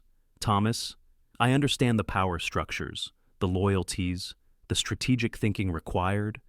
She wasn't naive. She knew the darkness involved. I'm not suggesting I become a street soldier or carry out violence, but there are other aspects of your organization. Legitimate businesses, financial matters, strategic alliances, areas where her perspective, her skills, could be valuable. I could contribute. Thomas's shock gave way to something akin to wonder, a look that suggested he was seeing her in a completely new light. You want to be part of this? He asked, gesturing vaguely to the manor, to the world outside its walls. Part of me. Even knowing what I am, what I've done, I want to be part of reshaping what you are, Eleanor clarified, her gaze soft but unwavering. Your empire was built on fear and violence because that's what you needed to survive, to protect. But it could be more. With the right influence, the right balance, his strength and her compassion, his strategy and her perspective, together, they could transform what he had built. He studied her face, searching for hesitation, for a naive misunderstanding of the dangers. Finding neither, a ghost of a smile touched his lips. You would walk this path willingly, he asked, his voice low, eyes open to the darkness it contains. I would wield this path, Eleanor corrected gently, her smile widening slightly. And yes, eyes wide open, not for power, not for wealth, but because she wanted him, all of him, the boy and the man, the criminal and the protector, the darkness and the light. For a long moment, Thomas was silent, his expression unreadable. Then, unexpectedly, he laughed, a genuine sound of wonder and disbelief that transformed his face, erasing the hardened lines. 20 years, he said, shaking his head, looking at her with an expression she had never seen. 20 years building walls, creating distance, becoming someone you could never love, only to find you want exactly who I am. Not exactly, Eleanor amended gently, reaching up to touch his face. I want who you are and who you could be, the potential I see in you, in us. Thomas reached up, cupping her face with a tenderness that belied his dangerous reputation. Eleanor Vance, he said, using her full name, his voice thick with emotion, you continue to surprise me, to challenge me, to see me. He took a deep breath, a decision made visible in his eyes. If partnership is what you want, true partnership, in all aspects, then I offer it freely. My heart, my home, my empire, all of it shared with you. He paused, his gaze dropping to her wheelchair, then meeting her eyes again. Equal in value, as you once said. The echo of her own words, spoken at the chapel, brought tears to Eleanor's eyes. Equal in value, if different in circumstance, she finished softly. He leaned forward, hesitating just a breath away, asking permission without words. Eleanor closed the distance between them, a kiss that sealed not just an agreement, but a future neither had dared to imagine. When they finally parted, Thomas rested his forehead against hers, his usual mask of control completely absent. There's something else, he said quietly, his voice raw. Something I've wanted to tell you since the day at the chapel, but couldn't find the courage. What Eleanor whispered, her hands still framing his face. I love you, Thomas said simply, the 3 words carrying the weight of a lifetime. I have, since we were children. It's the one constant in a life of change and violence. His voice roughened with emotion. The love I've carried for the girl in the wheelchair, who saw me as a hero when I was nothing but a skinny orphan with a bad temper. Everything, he repeated, every choice, every sacrifice. It all circled back to her. Always had. The words washed over Eleanor, filling empty spaces she hadn't known were there. I love you too. Vitya, she whispered, the boy you were, and the man you've become. All of you. In that moment, something fundamental shifted within Thomas Sterling. The last wall crumbled. He allowed himself to be completely vulnerable, completely seen. With the emotional core of their past and present finally aligned, the focus shifted to the immediate threat. Silas Blackwood knew about Eleanor. He knew her connection to Thomas, and that made her a target. Hiding her away, as Thomas's protective instincts dictated, was the obvious move, and therefore, the predictable one. Predictable was vulnerable, together. With Martha's quiet wisdom and Gideon's pragmatic insights, they began to craft a plan. It was a dangerous plan, one that would use Silas Blackwood's assumptions against him, a plan that would give Eleanor a crucial, active role. She wouldn't be hidden, she would be visible, perceived bait, but with layers of protection woven around her. For 3 days, Blackwood Manor remained on high alert. Eleanor stayed within its walls, moving about the main floor under discreet guard, visible through windows from certain angles outside the property. She was presenting herself as the vulnerable target Silas Blackwood would expect, the little crippled orphan who needed protection. Thomas barely slept, dividing his time between overseeing the intensified security measures and being near Eleanor, his protective instincts visibly at war with the strategic necessity of their plan. The tension in the air was a palpable thing, a constant hum beneath the surface of their quiet interactions. On the 3rd night, as Eleanor sat reading in the library, positioned near the windows as planned, Thomas joined her. He moved with a contained energy, a stillness that somehow made him seem more dangerous, more coiled and ready. Gideon spotted Silas Blackwood's advance team at the perimeter. He said without preamble, his voice low and clipped, "They're testing our defenses, looking for weaknesses. It begins tonight." Eleanor closed her book, her heart immediately picking up speed despite her determination to remain calm. "Then we're ready," she said, projecting more confidence than she felt. Thomas studied her face, his own expression unusually open, devoid of the usual masks. "You can still change your mind," he said quietly. "We can move you to the panic room, fly you out of the country. You don't have to be part of this." Eleanor wheeled closer, reaching for his hand. He allowed the contact, his larger hand enveloping hers with a careful strength. "I'm already part of this," she replied gently. "Have been since you lifted me from that wheelchair at Elmwood Chapel. Maybe since you stood behind me in that orphanage photograph 20 years ago." She squeezed his hand. A silent promise. "We face this together." Vitya? Something powerful moved across Thomas's features then, an emotion too complex to name, born of 2 decades of separation, protection, and the strange, intense connection that had reformed between them. "If anything happens to you," he began, his voice rough. "It won't," Eleanor interrupted, cutting him off, "because you won't let it. And neither will I." Thomas raised their joined hands, bringing them to his lips, a brief, tender kiss to her knuckles, a gesture that seemed to surprise them both. "When this is over," he said, his voice thick with suppressed emotion, "we need to talk. About this. Us. Whatever this is becoming." Before Eleanor could respond, Gideon appeared in the doorway, his scarred face tense with urgency. "Boss," he reported, his voice sharp. "Movement at the eastern perimeter. They've disabled the first layer of security, silently, professionally." The transformation in Thomas was instantaneous. The vulnerability vanished, replaced by the cold, hard demeanor of the commander. "Begin Phase 1, he ordered. "Eleanor, remain here as planned. 2 guards outside the door. Communication open at all times." He turned to her, his face now the mask of the Mafia boss. "Remember, I remember," she assured him, her own voice steady. "I know what to do." With a final nod, Thomas left with Gideon, moving towards the parts of the mansion where the conflict would unfold. Eleanor positioned her wheelchair exactly as planned, visible from the windows, appearing vulnerable and alone. A deliberate target, but appearances could be deceiving. Sometimes, the greatest strength isn't in the ability to fight, but in the courage to be the unexpected. And sometimes, the most powerful weapon is being underestimated. What happens when the perceived victim turns the tables? The silence in the bunker after Marco secured the entrance was heavy, broken only by the hum of the filtration system and the soft beeping of the security monitors.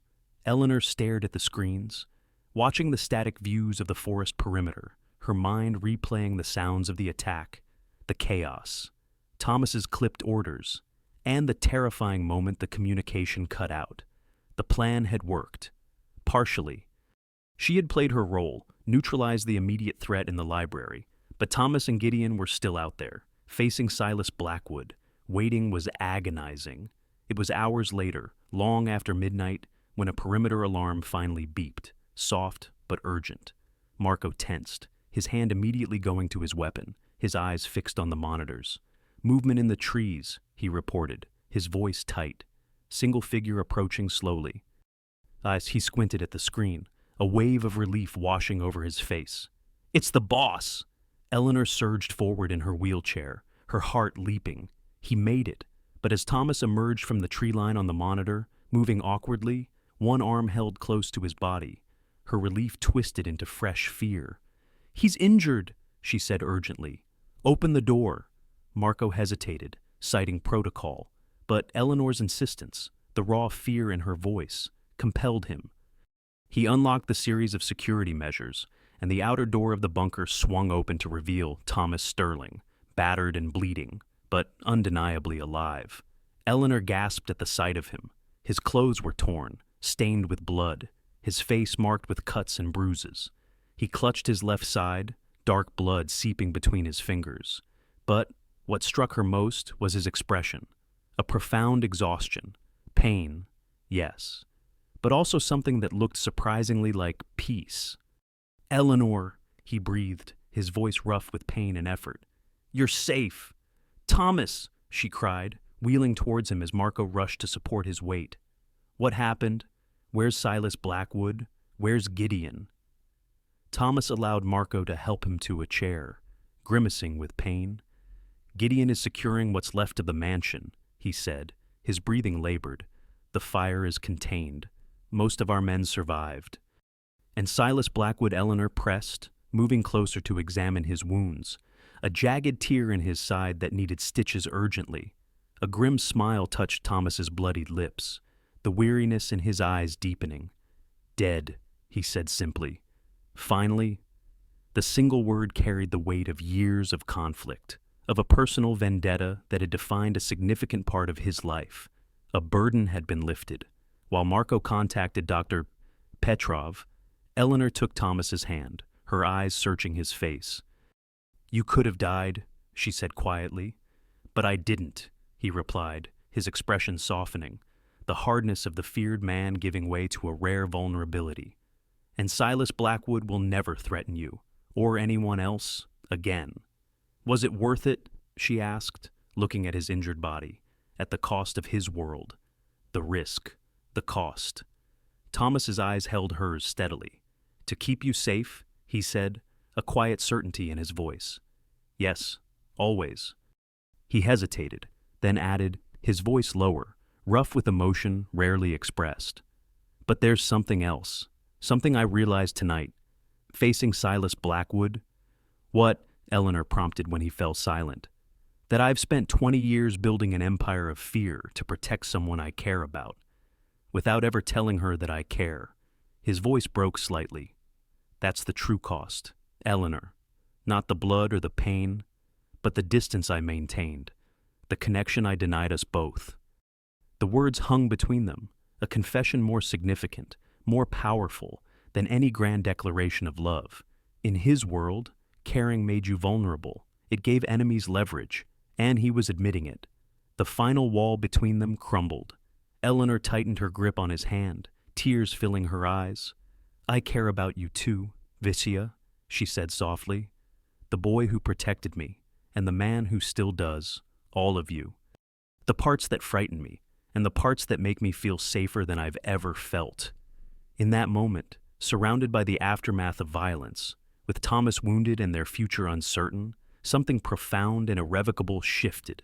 Their connection, severed for 2 decades, wasn't just restored, it was transformed, forged in the fire of shared danger and mutual protection. Months later, Blackwood Manor was rebuilt, not as a stark fortress, but warmer, more welcoming, a true home. Thomas, healed and no longer haunted by Silas Blackwood's shadow, stood in his restored office. He had brought Eleanor here, not to rehash the past, but to look towards the future. He presented her not with a ring, but with documents. Partnership papers, he said, a hint of nervousness in his voice. Legal documents making her co-owner of all his legitimate holdings. Equal authority in all business matters. Equal stake in everything he'd built. This puts real power in my hands, Eleanor said, looking up at him, understanding dawning. That's the point, Thomas confirmed.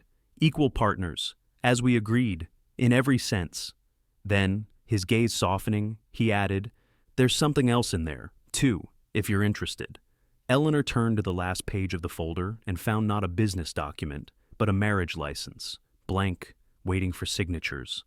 Her breath caught as she looked up at Thomas, who now held a small velvet box. I thought perhaps we could make our partnership official. In every way, he said, opening the box to reveal a stunning, deep blue sapphire ring. Not because we need a ceremony or a paperwork to validate what we have, but because I want the world to know that you're not just protected by Thomas Sterling. You're his equal, his partner, his heart. Their wedding, held a month later in the transformed gardens of Blackwood Manor beneath a canopy of stars, bore little resemblance to the disastrous day at Elmwood Chapel. Eleanor, radiant in a gown designed to celebrate her in her wheelchair, was walked down the aisle by Martha. Gideon stood as Thomas's best man, his stern face softened with genuine happiness.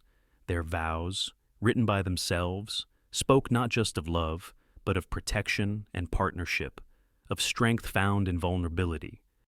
I promised to protect you when we were children, Thomas said, his voice clear and strong.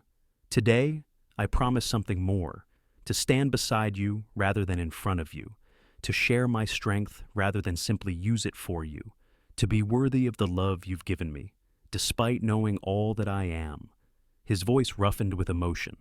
You saved me, Eleanor, from a life of solitary power, from a heart turned to stone. You brought light back to a world I had resigned to darkness. Eleanor's own vows echoed the unique path that had brought them here. I spent my life proving I wasn't defined by this wheelchair, she said, her hand touching the chrome of her chair. But you never needed proof. You saw me completely from the beginning. Tears streamed down her face, but these were tears of joy. Today I promise to see you with that same clarity, all of you, the darkness and the light. To stand beside you in whatever challenges come, to be your conscience when needed, your comfort always, and your equal in all things. She smiled through her tears. We were orphans who found family in each other. Now we build that family into something stronger, something lasting. As they sealed their vows with a kiss, the assembled guests, the inner circle of Thomas's transformed organization, rose in applause, not just for a wedding, but for the birth of a new era. An era where strength was tempered by compassion, where power served protection, where a feared figure and a woman in a wheelchair had built something neither could have built alone. Later that evening, stolen moments beneath the stars, Thomas's hands resting gently on her shoulders, a tangible connection after years of distance. Happy, he asked simply. More than words, Eleanor replied, covering his hand with hers, feeling the weight of his wedding band. And you, Thomas was silent for a moment. I never thought this possible, he finally said. Happiness, love, a future not defined by violence and fear. You've given me what I never dared to want. We've given it to each other, Eleanor corrected gently. Equal partners. Remember, from a humiliating rejection to a partnership forged in fire and love. Eleanor and Thomas's story reminds us that sometimes our lowest points are just the unexpected beginnings of something beautiful, and that the people who see us, truly see us for who we are the ones who help us become who we were always meant to be. What unexpected beginnings have emerged from the difficult endings in your own life? Sometimes, finding our greatest strength, our deepest connection, means venturing into the unexpected, just like Eleanor did. Perhaps there are hidden treasures waiting to be discovered in the forgotten corners of your own story.